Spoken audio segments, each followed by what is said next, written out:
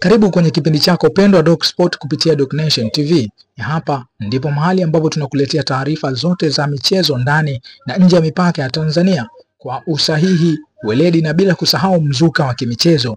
Mimi ni Bakari Chimpanga. Tuanze safari yetu ya leo tukiangazia taarifa kadha wa kadha. Habari kubwa ndani ya mipaka ya Tanzania: Yanga Sports Club ya mtema Romain Folz. Azam FC yazidi kung'aa CAF Confederation Cup. Taifa Stars yajiamini kuelekea AFCON 2025. Na katika uga wa kimataifa, Aston Villa ilaza Tottenham bao 2-1 ugenini, lakini Barcelona yafikisha magoli 200 chini ya Hans Flick. Kwa haya na mengine mengi, salia nami mpaka tamati.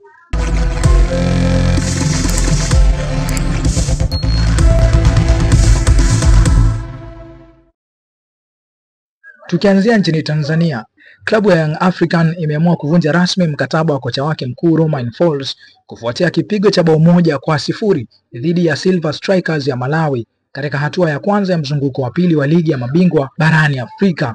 Uamuzi huu unakuja wakati mashabiki wengi wakionekana kupoteza imani na mwalimu huyo baada ya matokeo kuyumba wiki za hivi karibuni. Patrick Mabedi aliyekuwa kocha msaidizi ametangazwa kuchukua mikoba kwa muda. Sasa mashabiki wanasema, Mabedi, tuonyeshe uchawi wako. Lakini kwa upande wa Azam FC imeanza vyema hatua ya mzunguko wa pili wa mashindano ya kombe la shirikisho barani Afrika kwa ushindi wa mabao 2-0 dhidi ya KMKM Sports ya Zanzibar. Mchezo huo uliochezwa katika uwanja wa Newman Complex umeiweka Azam kwenye nafasi nzuri ya kusonga hatua ya makundi. Wadau wanasema Azam wameshika moto, na moto huu ukipulizwa vizuri unaweza ukaandika historia kubwa msimu huu. Na kwa upande wa timu wa taifa ya Tanzania, Taifa Stars imeeleza kujiamini kuelekea mashindano ya AFCON ya mwaka huu. Kocha mkuu wa timu hiyo Hemed Suleiman maarufu kama Morocco amesema kuwa kikosi chake kitaendelea kushikilia kitambulisho chake cha kiufundi huku kikiingia kwenye makundi magumu ya AFCON ikiwa ni Nigeria, Tunisia na taifa la Uganda. Nikimnukuu hapa maneno yake, amesema tutacheza kama Tanzania tukiwa wanyenyekevu lakini wakali uwanjani, huku mashabiki wa timu hiyo ambao ni wananchi wa taifa la Tanzania wakizidi kuiombea mema ili izidi kufanya vizuri. Na katika uga wa kimataifa, Aston Villa ililaza Tottenham bao 2-1 ugenini. Ni mchezo wa Premier League ambapo Aston Villa imechapa Tottenham Hotspur mabao 2 katika mchezo uliokuwa wa kasi mno. Morgan Rogers na Emiliano Buendia walipachika wavuni mabao 2 yaliyogeuza mchezo. Tottenham walijikuta wakirudi nyuma bila majibu, lakini mashabiki wao nao walibaki wakishangaa majukwaani mithili ya wageni katikati ya jiji. Na kwa upande mwingine, klabu ya Barcelona yafikisha magoli 200 chini ya Hans Flick.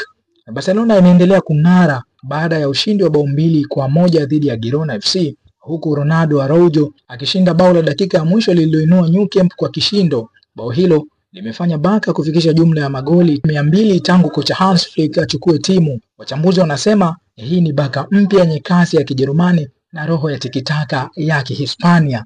Lakini habari ya mwisho kwa siku ya hii leo ni mshambuliaji wa Uingereza Harry Kane ameweka rekodi nyingine kubwa baada ya kufunga bao lake la kihistoria kwa Bayern Munich katika ushindi wa bao 2-1 dhidi ya Borussia Dortmund. Bao hilo limekuwa sehemu ya mafanikio yake makubwa akiwa na klabu hiyo ya Ujerumani. Mashabiki wa Spurs wanasema sasa tumeamini, tulikuwa na dhahabu tukaiuza kama shaba, wakijuta kwa nini walifanya uamuzi wa kumuuza nyota huyu. Na sasa tuelekee kwenye uchambuzi mfupi kutokana na habari hizi za kimichezo ambazo nimekwisha kukujuza. Tukiangalia kwa upande wa ndani, pressure kwa Yanga ni kubwa. Mashabiki wanataka matokeo ya haraka na macho yote sasa yapo kwa Mabedi. Azam wanaonekana kuwa na dira safi kimataifa, wakati Taifa Stars wanapiga hesabu zao kwa makini kuelekea AFCON. Nje ya mipaka yetu, Tottenham wanazidi kupoteza mwelekeo. Barcelona wanarudi kwenye ubora wao wa kale na Harry Kane anaandika kurasa mpya za kihistoria. Haya yote yanatupa picha ya msimu wa soka uliojaa mbwembwe na ushindani wa kiwango cha juu kabisa. Na kufikia hapo ndio tamati ya kipindi chetu cha leo cha Doc Sports kupitia Doc Nation TV. Usisahau kusubscribe, kulike na kushare video hii ili kuendelea kupata taarifa zote za kimichezo kwa wakati. Mimi ni Bakari Chimpanga, tukutane tena kwa taarifa nyingine kali kutokea viwanjani ndani na nje ya mipaka ya Tanzania, kwa sababu sisi tunasema michezo ni utamaduni wetu.